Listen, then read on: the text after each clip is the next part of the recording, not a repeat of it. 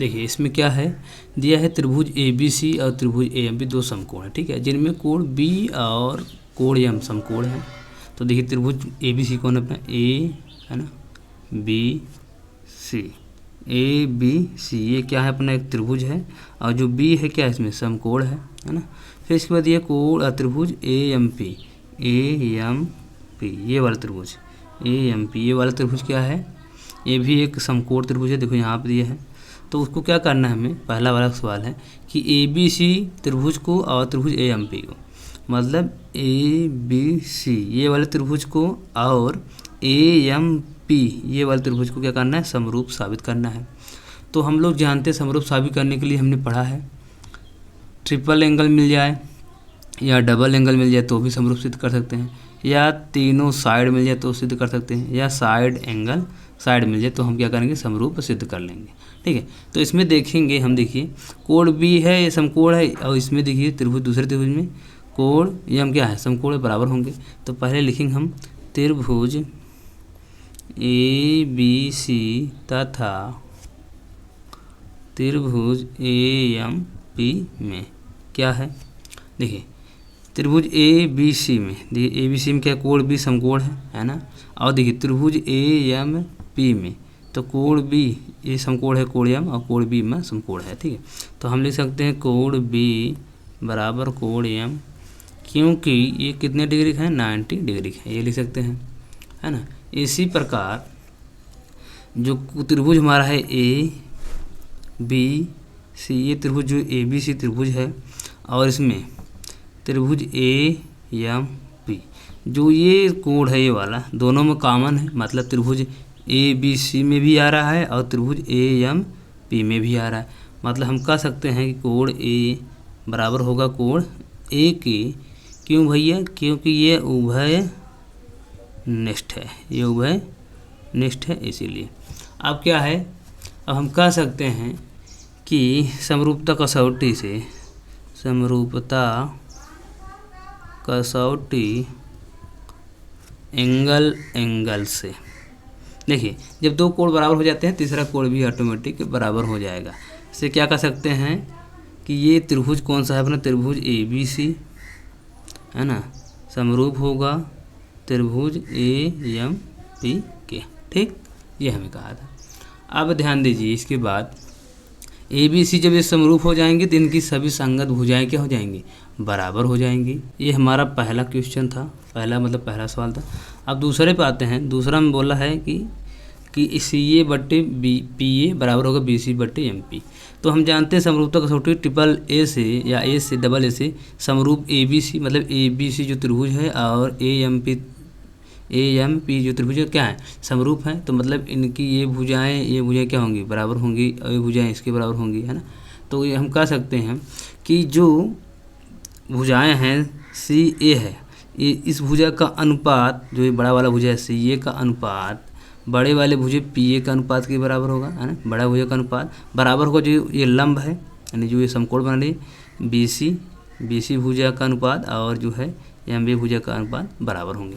तो आराम से कह सकते हैं कि सभी भुजाएं बराबर हो जाएंगी तो इनका अनुपात भी क्या हो जाएंगे, बराबर हो जाएंगे।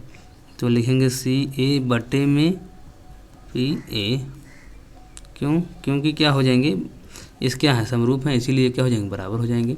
और ये देखिए ये जो समकोण बना रही है भुजा BC है ना, बटे में ये जो समकोण बना रही है MP, ये भुजा क्या हो जाएंगे, बराबर हो जाएंगे। हमें यही ज़रूरत है ना।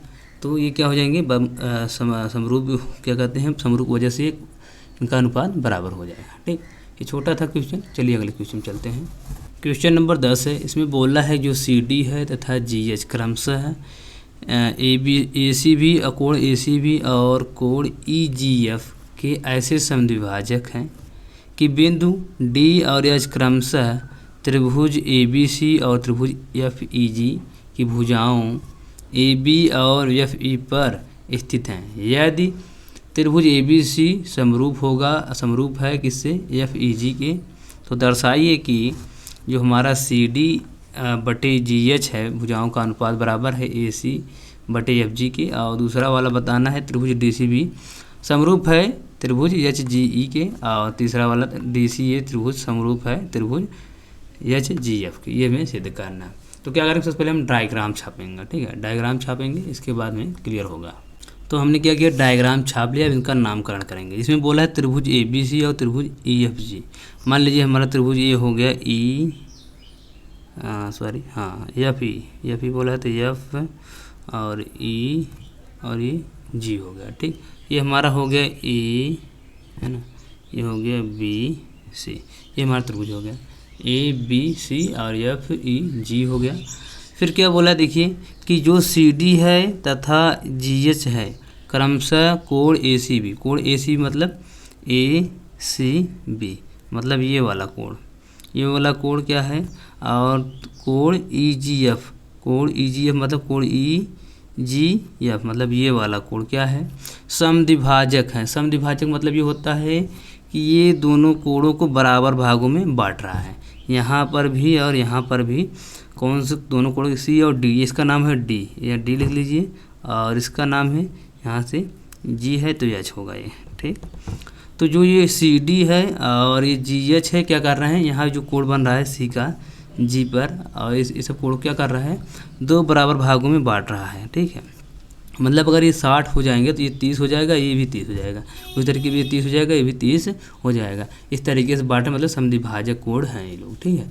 तो ये इस तरीके से क्रमशः त्रिभुज एफ ई जी या ए बी सी पर क्या कर रहे हैं, ई डी जो है ये क्या कर रहे हैं, एक समद्विभाजक कोण बना रहे हैं, यहाँ से भी बना रहा है और यहाँ पे भी, दोनों त्रिभुजों में बन रहा है, ठीक। जब ये समद्विभाजक कोण बना रहे हैं मतलब इस कोण के बराबर है और ये इस कोण के बराबर, तो हम कह सकते हैं कि कोण ए सी डी बराबर होगा कोण बी सी डी की, ये कह सकते हैं। तो यहाँ पे लिखेंगे कोण ए सी डी बराबर होगा कोण बी सी डी के, ठीक। तो लिखेंगे बी सी डी ये। अच्छा, मान लीजिए इसका अगर हम मान लेते हैं एक्स है, ठीक है, ये भी एक्स होगा, क्योंकि अगर कोण ये 30 है तो ये भी 30 होगा। उसी तरीके मैंने एक्स मान लिया, ये भी एक्स होगा। क्यों, क्योंकि ये किसके बराबर है, क्योंकि ये दोनों एक्स के बराबर है, मान लीजिए, ठीक। इसी प्रकार क्या करेंगे, इसमें एफ जी एच कोण क्या करेंगे, एफ जी एच बराबर होगा कोण ई जी एच के, तो ई जी एच। अच्छा, इस कोण को हम मान लेते हैं वाई, और ये भी तो वाई हो जाएगा, है ना। तो क्यों हो जाएगा, क्या हो जाएगी, वाई, ठीक। अब आगे देखिए, कह रहा है यदि त्रिभुज ए बी सी समरूप हैं त्रिभुज एफ ई जी की, ठीक है। तो इसमें दिया है क्या कि त्रिभुज ए बी सी समरूप, मतलब ए बी सी समरूप है किसके, एफ ई जी त्रिभुज की।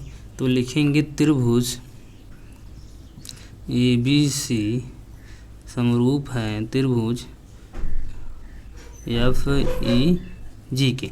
जब ये समरूप हो जाएंगे तो इसका मतलब ये होगा कि इनकी सभी संगत भुजाएं और संगत कोण बराबर हो जाएंगे।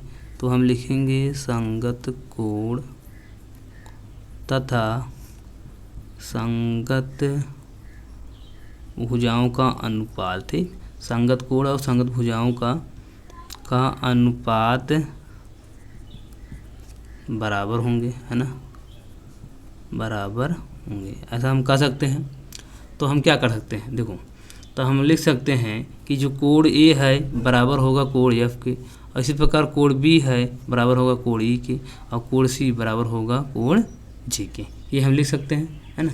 तो लिखेंगे कोण बी बराबर होगा कोण सी के, मतलब ये वाला कोण बराबर होगा कोण ई के, संगत कोण है एक ही तरफ बना है ना। अब इसको हम क्या करेंगे, नाम देंगे समीकरण 1, ठीक।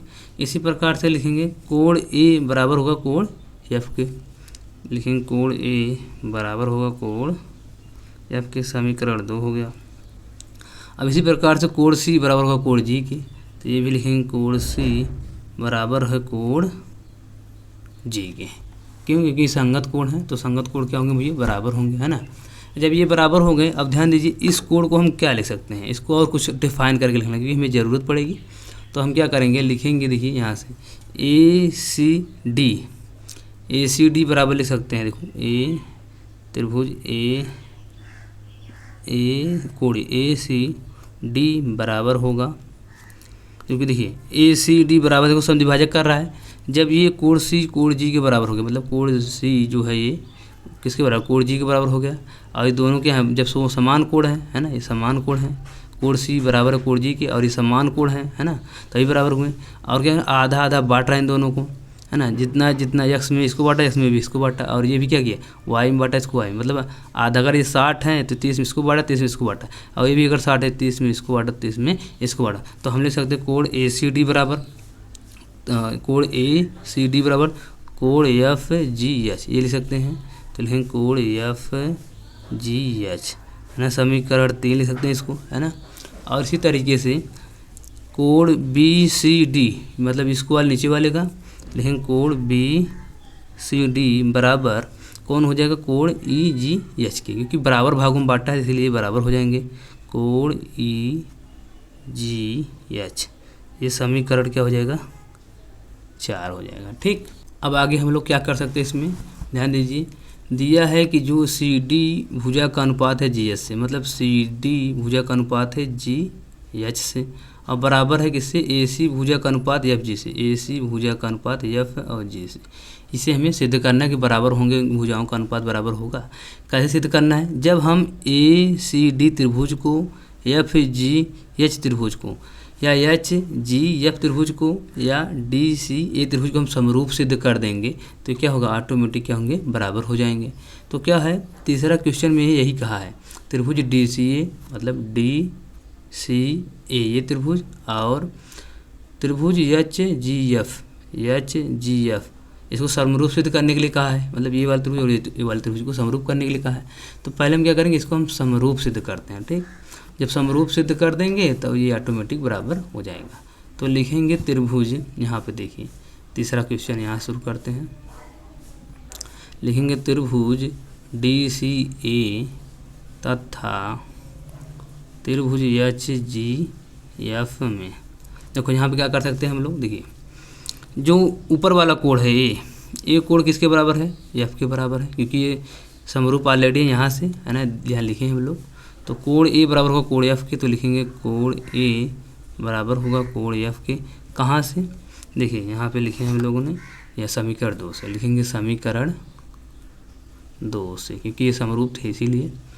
फिर इसके बाद देखिए जो कोण सी है और इसमें कोण जी है ये बराबर होंगे, है ना, कि मतलब कोण एफ जी एच ये बराबर होगा कोण ए सी डी के, है ना। तो इसको देख सकते हैं, तो कहाँ से देखिए यहाँ से कोण ए सी डी बराबर होगा कोण एफ जी एच के। तो यही चीज़ लिखेंगे हम, कोण ए सी डी बराबर होगा कोण एफ जी एच के।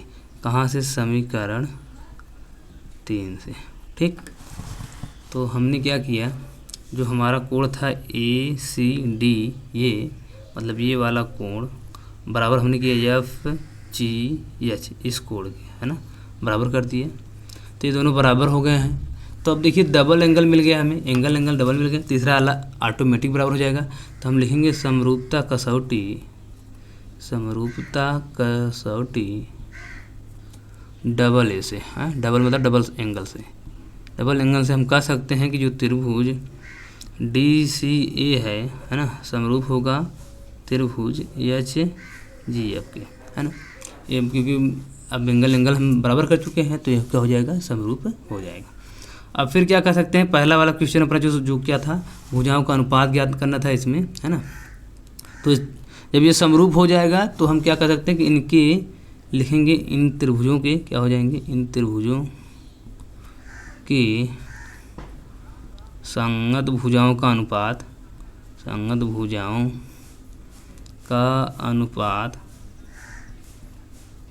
भी बराबर होंगे, है ना। जब ये त्रिभुज समरूप सिद्ध होंगे तो उनके भुजाओं का अनुपात भी समरूप होंगे। तो हम क्या कर सकते हैं, लिखेंगे कि सी डी जो एच जी एच है, सी डी और जी एच है उस उनका अनुपात, मतलब देखो सी डी का अनुपात किससे, जी एच से है ना, और बराबर होंगे ए सी अनुपात एफ जी के। तो लिखेंगे ए सी अनुपात एफ जी के। ये हमें दूसरा भी सवाल अपना आ गया।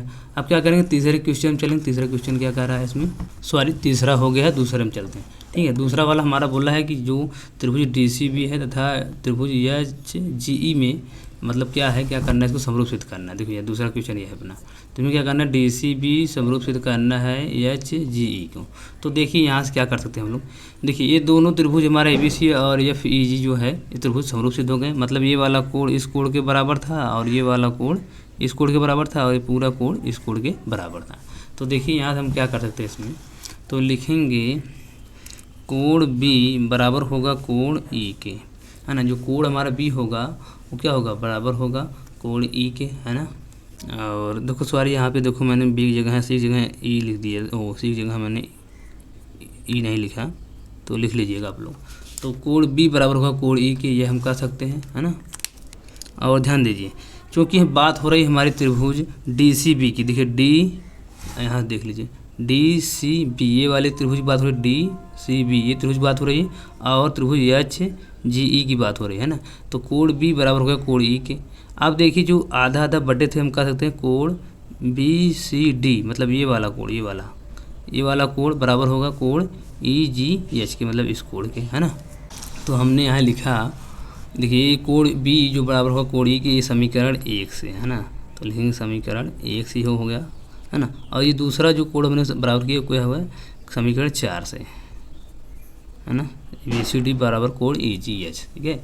अब दो एंगल मिल गए हैं तो हम कह सकते हैं कि समरूपता कसौटी, है ना, समरूपता कसौटी डबल एंगल से ये कह सकते हैं कि जो हमारा त्रिभुज है DCB वो समरूप होगा त्रिभुज HGE के। ये हमें सिद्ध करना था, ठीक। क्वेश्चन नंबर 11 है, बोला है आकृति 6.40 में जो AB भुजा है बराबर है AC भुजा के। तो कह रहा है AB बराबर है AC वाले एक समद्विबाहु त्रिभुज ABC की बढ़ाई गई भुजा C पर CB पर स्थित है। E एक बिंदु है, यदि AD लंब हो BC पर और EF लंब हो AC पर तो सिद्ध कीजिए कि त्रिभुज ABD समरूप हैं AECF का, ठीक है। ये सिद्ध करना, ध्यान दीजिए इसमें कहा गया है हमें सिद्ध करना है त्रिभुज कौन सा, ABD। देखो A है अपना, B ये है और D है, मतलब ये वाले त्रिभुज को हमें क्या करना है, समरूप सिद्ध करना है। किस त्रिभुज से, ECF के। देखो ECF के ये त्रिभुज से हमें क्या करना है, समरूप सिद्ध करना है, ठीक। तो देखिए जो दिया था इसमें देखो AB बराबर है AC, मतलब जो AB भुजा है, मतलब ये भुजा AB, ये भुजा जो बराबर है किससे, AC की, मतलब A और C ये भुजा बराबर है। तो आपने क्लास 9 में पढ़ा होगा कि जब समान भुजा, मतलब समान भुजा रहती है तो उनके सामने कोण भी बराबर होते हैं, ठीक। तो हम लोग लिखेंगे दिया है, ठीक है, लिखेंगे दिया है, क्या दिया है, दिया है कि जो AB है बराबर है AC के, है ना। तो मतलब AB भुजा बराबर है AC के। तो ध्यान दीजिए कोई भी समद्विबाहु त्रिभुज होता है या कोई भी त्रिभुज होता है, जब उसके दो भुजाएं बराबर होते हैं तो उसके सामने वाला कोण और क्या कहते हैं दूसरे भुजा के सामने वाला कोण क्या होते हैं, बराबर होते हैं, ठीक। तो लिखेंगे यहाँ पे कोण B बराबर होगा कोण C के। क्यों होगा, क्योंकि समान भुजा के सामने वाले कोण बराबर होते हैं। यहाँ पे लिखना पड़ेगा कि समान भुजा वाले त्रिभुज, समान भुजा वाले त्रिभुज के कोण भी कोण समान भुजा वाले त्रिभुज के सामने वाले कोण,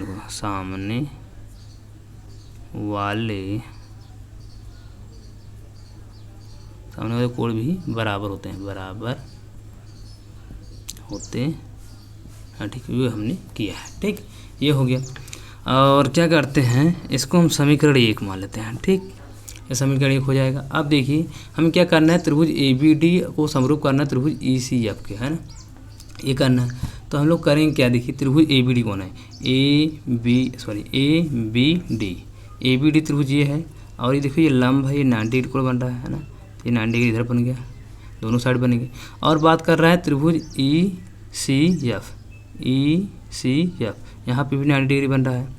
तो इस त्रिभुज में भी ये कोण 90 डिग्री बन रहा है और इस त्रिभुज में भी कोण ये 90 डिग्री बन रहा है।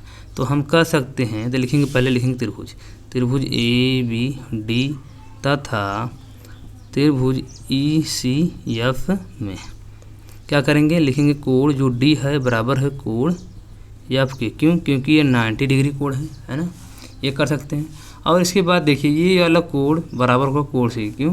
क्योंकि यहाँ देखिए समीकरण 1 से मैंने इसको बराबर किया है, तो कोण बी बराबर होगा कोण सी के, कहाँ से? समीकरण 1 से। अब देखिए हमें दो कोण मिल चुके हैं, तो हम लिखेंगे समरूपता कसौटी डबल ए से क्या कर सकते हैं कि जो हमारे त्रिभुज होगा ये सब क्या होंगे? समरूप हो जाएंगे। तो लिखेंगे अतः त्रिभुज ए बी डी समरूप होंगे त्रिभुज ई एफ ई जी एफ के। ठीक, 4 नंबर क्वेश्चन। तो देखिए शुरू करते हैं। एक त्रिभुज है ए बी सी की भुजाएं, है ना, ए बी और बी सी तथा मध्यिका ए डी। एक अन्य त्रिभुज है पी क्यू आर की क्रमशः भुजाओं पी क्यू और क्यू आर तथा मध्यिका पी एम के समानुपाती है। ठीक है, तो दर्शाइए कि त्रिभुज ए बी सी समरूप है त्रिभुज पी क्यू आर की, हमें दर्शाना है। तो पहले देखिए हमें क्या कहा, ए बी सी भुजाएं, मतलब त्रिभुज है ए बी सी, तो हमारा त्रिभुज कौन है? ए बी सी, ये त्रिभुज है ना। फिर कह रहा है ए बी और बी सी की मध्यिका, ए बी और बी सी की मध्यिका क्या है? ए डी, मतलब ए से डी, ये वाला जो ए डी अपना क्या है? ये बी सी की मध्यिका है। मध्यिका है तो दोस्तों ध्यान दीजिए, बी सी का मध्यिका डी है, मतलब मध्यिका मतलब ये होता है दो बराबर हिस्सों में इसे बांटेगा, मतलब बी डी बराबर डी सी आप कह सकते हैं। ठीक, मतलब ये हो जाएगा कि ये भुजा बराबर हो जाएगी इस भुजा के। ठीक, इसी प्रकार कह रहा है त्रिभुज पी क्यू आर में, तो पी क्यू आर ये भुजा है, त्रिभुज है। इसमें कह रहा है कि भुजाओं पी क्यू और क्यू आर तथा मध्यिका पी एम की समानुपाती है। तो मध्यिका क्या है इसमें? पी एम, इसमें भी मध्यिका क्या है? P M. P Q R का मध्यिका है पी एम, तो क्या मध्यिका है? तो इसको हम क्या कर सकते हैं? बराबर कर सकते हैं। फिर इसमें बोला है कि लिखना पड़ेगा दिया है। ठीक, लिखेंगे दिया है। क्या दिया है? कि ए बी और बी सी तथा मध्यिका ए डी एक अन्य त्रिभुज पी क्यू आर की क्रमशः भुजा पी क्यू और क्यू आर तथा पी एम के समानुपाती, मतलब इनका अनुपात क्या है? बराबर है।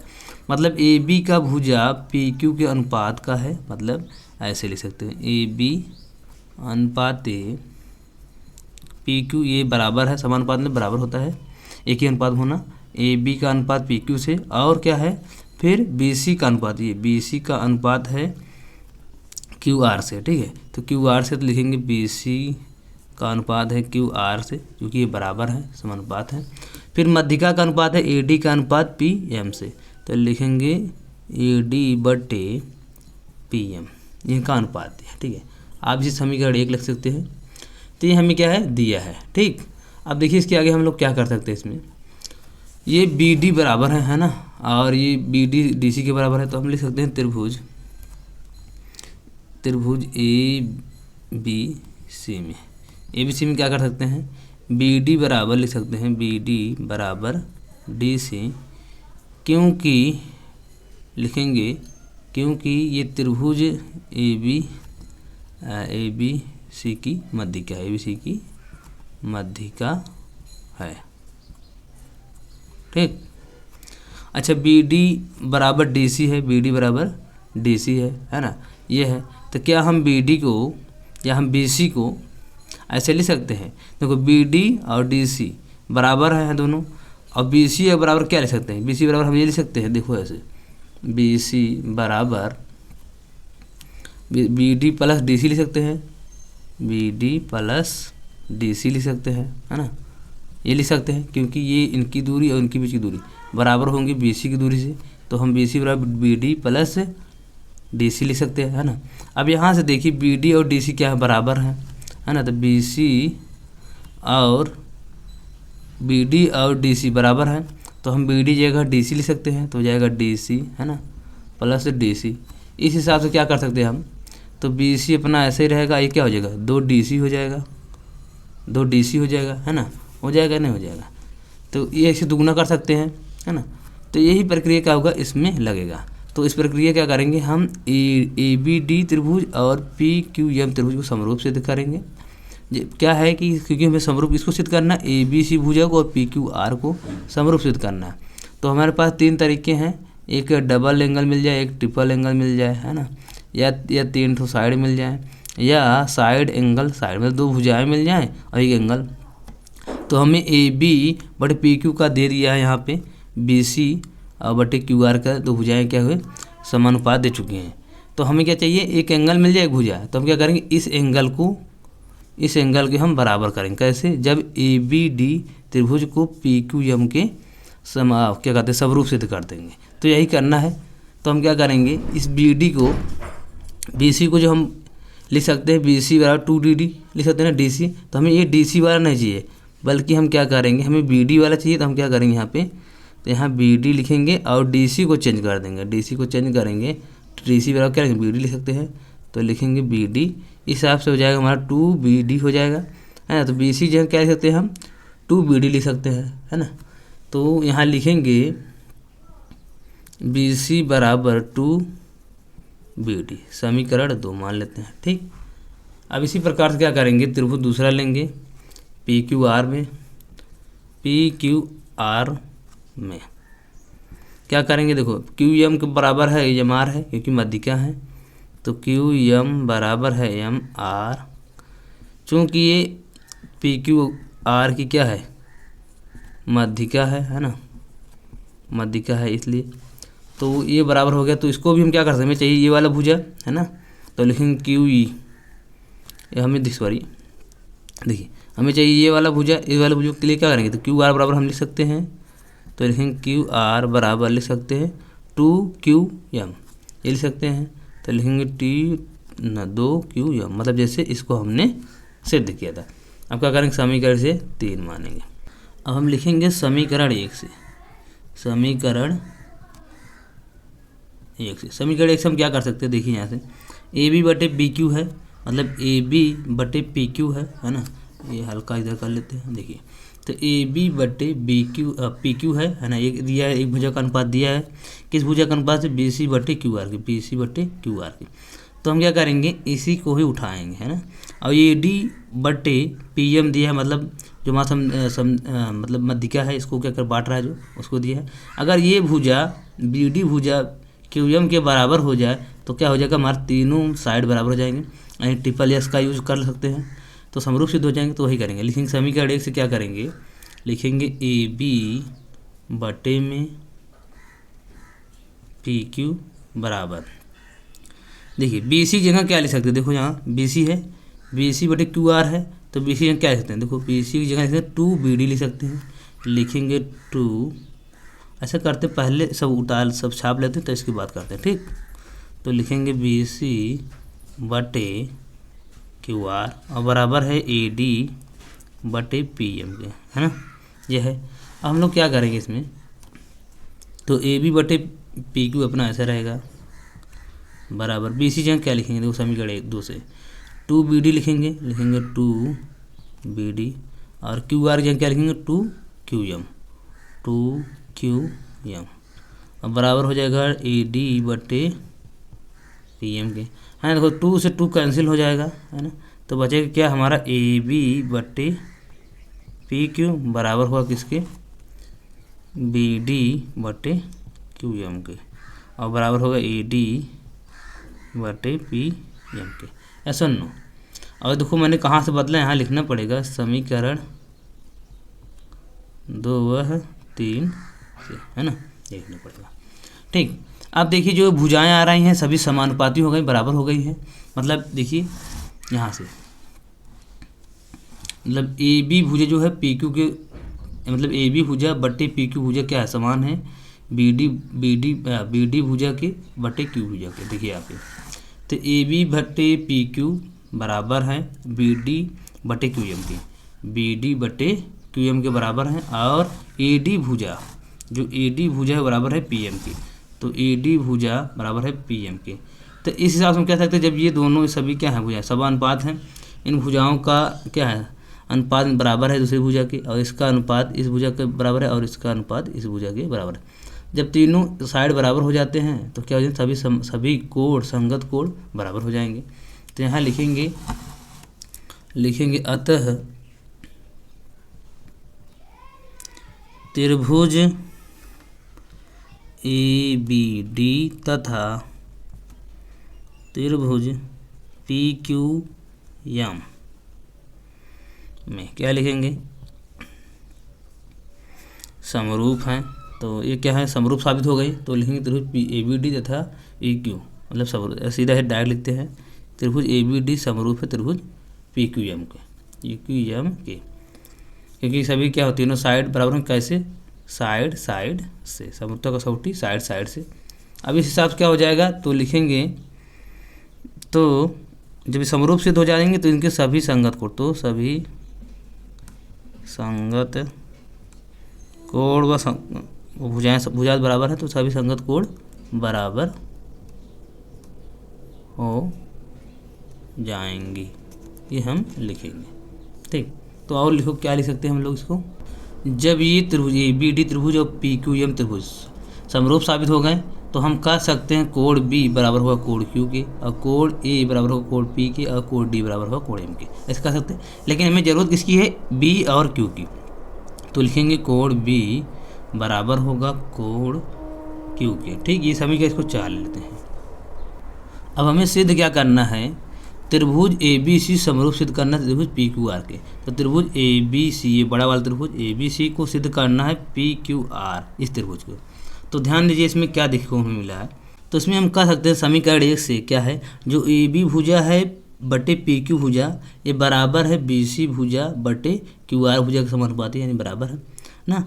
तो और एक कोण मिल गया, तो मतलब हमारा ये नियम फॉलो हो रहा है, मतलब साइड दो भुजाएं मिल गए हैं और एक एंगल, तो मतलब ये साइड इस साइड के बराबर है और इस साइड का अनुपात इस साइड के अनुपात से बराबर है, मतलब कि इस साइड का अनुपात इससे है और बराबर है किसके, BC बटे QR के। अब एक कोण भी मिल गया, मतलब कोण A और कोण Q, ये मिल गया।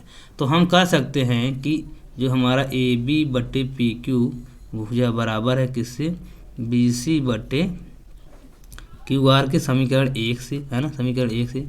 और क्या कहते हैं, कोण B बराबर है, कोण B बराबर Q, देखो कोण B बराबर है कोण Q के, तो हम क्या कह सकते हैं, तो हम कह सकते हैं कि जो हमारा त्रिभुज है, त्रिभुज ABC और त्रिभुज ABC क्या हो जाएगा, समरूप हो जाएंगे किसके, त्रिभुज PQR के। क्यों हो जाएंगे, क्योंकि लिखेंगे यहाँ पे समीकरण 4 व 1 से, 4 व 1 से क्या हो जाएंगे, समरूप, क्योंकि देखिए कि दो भुजाएं क्या हैं, आपस में बराबर हैं, दो भुजाओं का अनुपात क्या है, बराबर है आपस में, और कोण भी बराबर है कोण भी। तो ये कौन सा समरूपता नियम लगा, साइड एंगल साइड से, समरूपता का समरूप साइड एंगल साइड से ABC त्रिभुज और PQR त्रिभुज समरूप सिद्ध हो जाएंगे, जो कि हमें यहाँ बोला था सिद्ध करने के लिए। ठीक।